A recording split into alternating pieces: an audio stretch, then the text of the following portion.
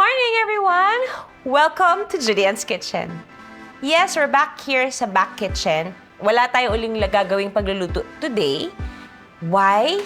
Because going back to the comment section, actually highly requested na to. Season 1 pa lang, napaka-consistent itong request na to.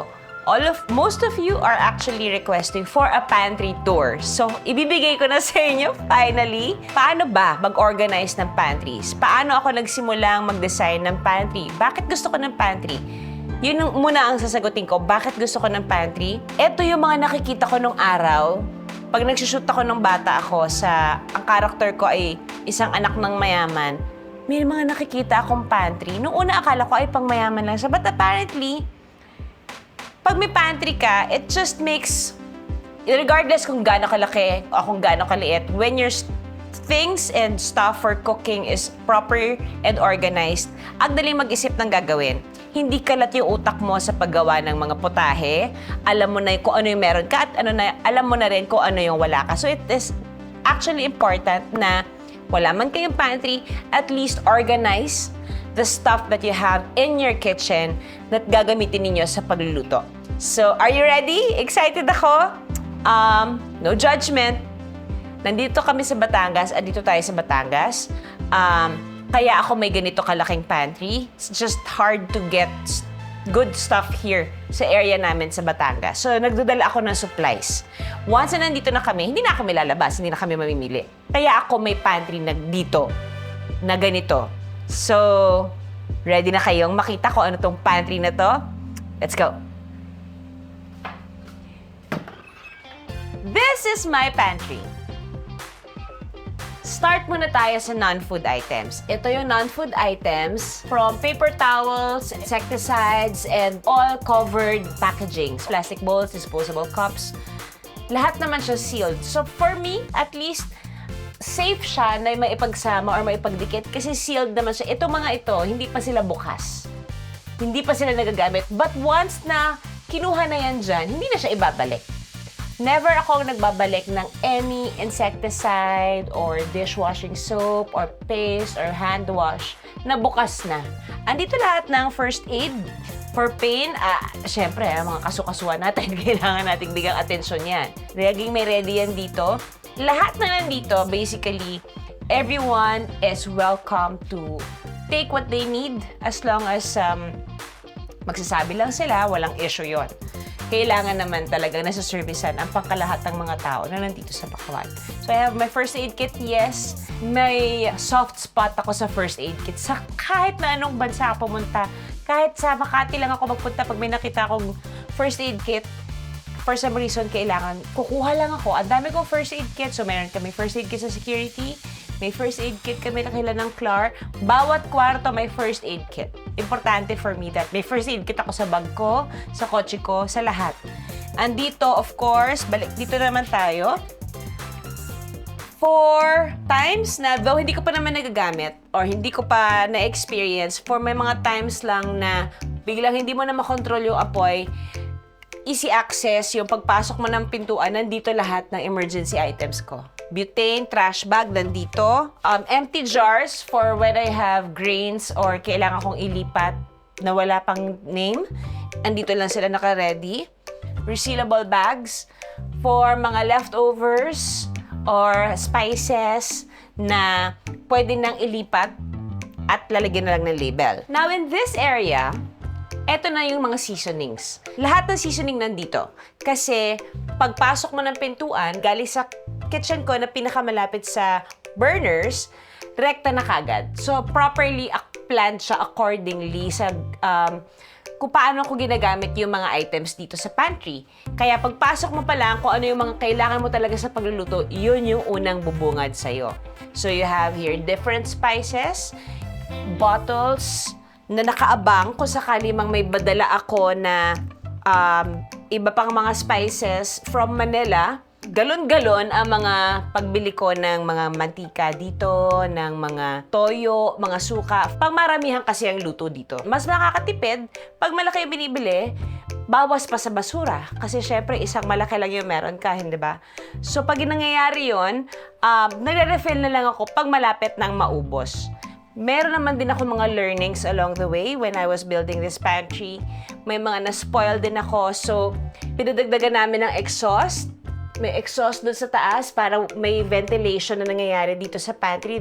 That is very important kasi iba-iba ang temperature ng mga items, di ba? So, kapag sobrang init, may time na na-experience namin na sa sobrang init, wala pang exhaust nun, may mga dilata akong pumutok, may mga pouches akong pumutok din dahil sa init niya. Now, let's discuss. Bakit naka-rack?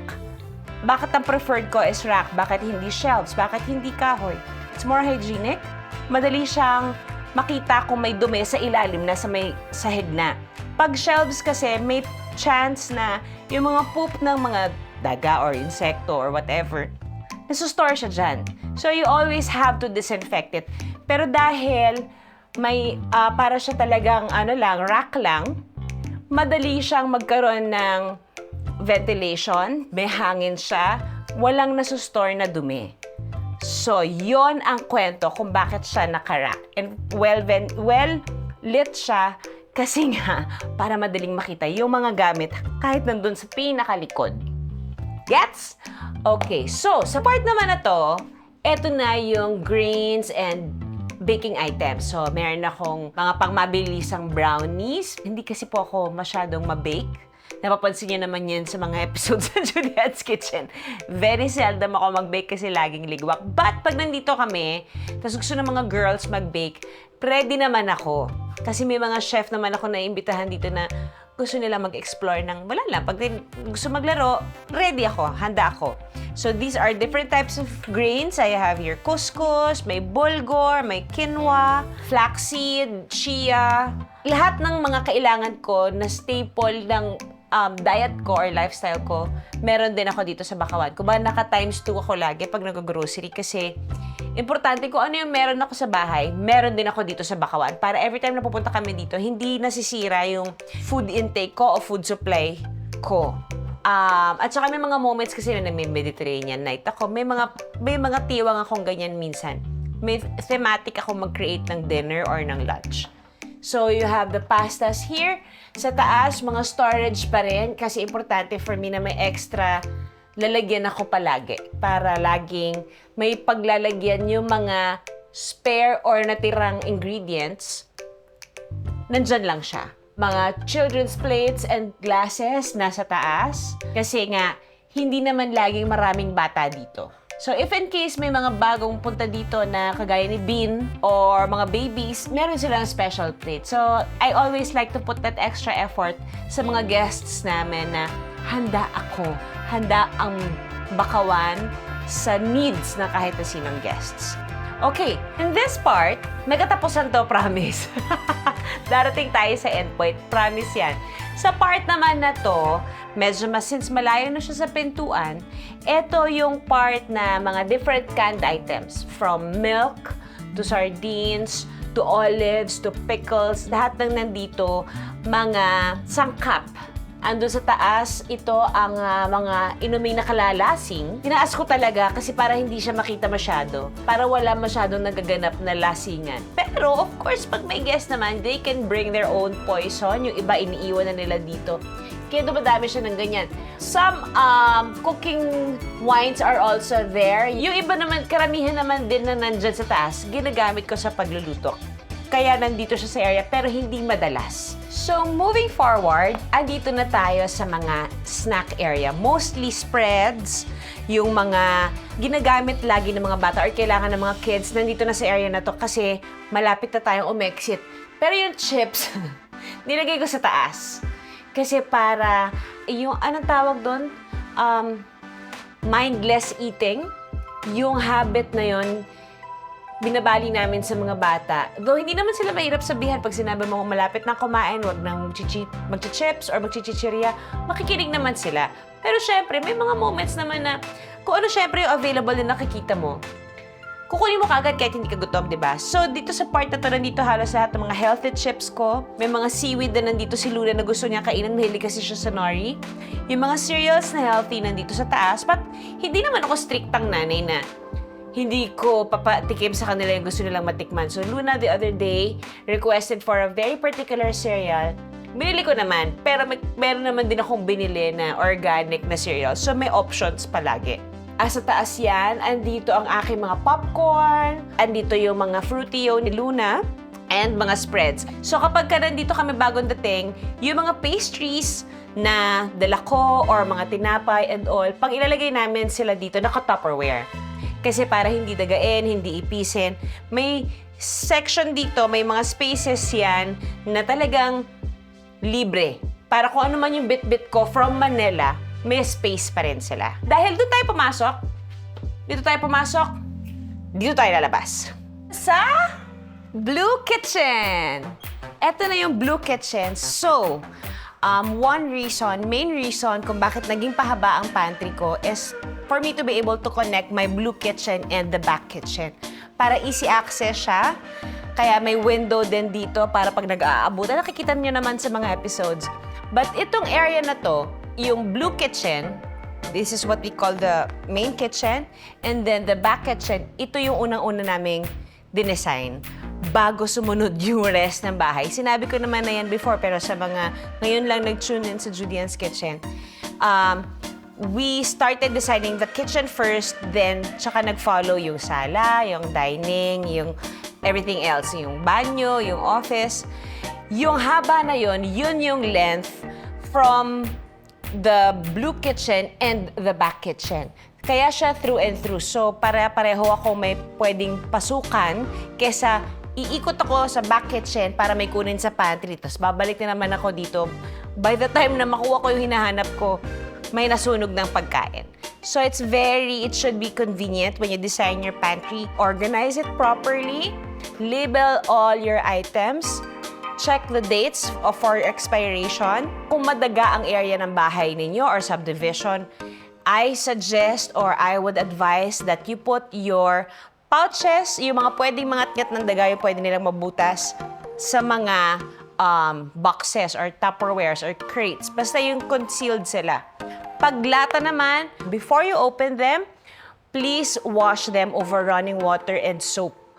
Kasi para masigurado na walang poop ng daga o ng ipis o ng butiki. Kasi it could be dangerous to your health. Just do that extra step just to make sure na malinis ang lahat ng ginagamit ninyong ingredients. So, ang dami ko na namang sinabi this morning. I hope may na-pick up kayo sa pantry tour. Take what you need, leave what you don't want. Again, hindi kailangan na ganyan kalaki yung pantry ninyo. Hindi naman din kailangan ng pantry kung wala kayong space sa bahay ninyo. But it's just nice to have, knowing that you can actually organize all your ingredients and your canned goods in one area. Dun lang kayo pupunta. So, that is our episode for today. I hope may na-share ako sa inyo na magagamit ninyo sa mga bahay ninyo. Or kung magpapatayo kayo ng bahay, just remember, design your pantry according to your needs. Hindi nyo kailangan gayahin yung mga pantry o kusina o bahay ng mga ibang artista o ng mga iniidol ninyo. Build something that will serve you and your family better according to your budget. Yun lang po ang may advice ko. So, thank you so much for joining me again today here at Julian's Kitchen. And then I'll see you again next week for another episode of Julian's Kitchen. Bye, guys! Be kind, be grateful, and always pay it forward. God bless!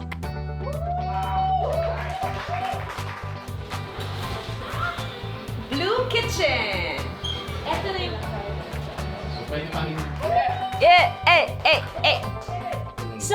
Sa part naman na to. Sa salita. Enrolling.